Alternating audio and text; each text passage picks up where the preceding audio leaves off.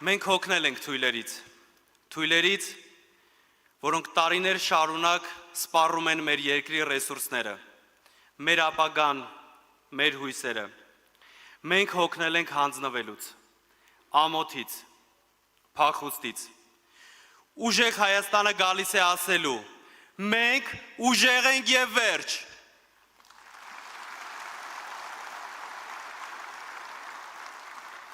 Ինչպես գիտեք,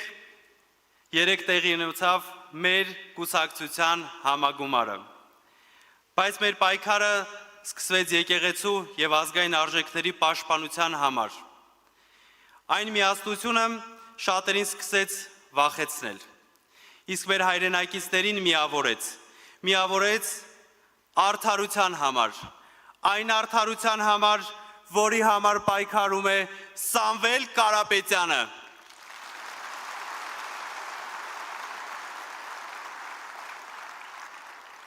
Եվ մենք պարտավորվեցինք ստեղծել ուժեղ Հայաստան։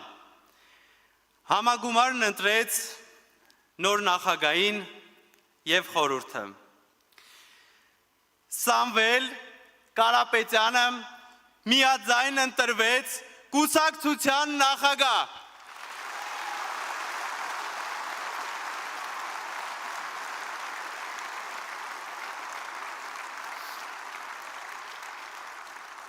Բայց հիշենք,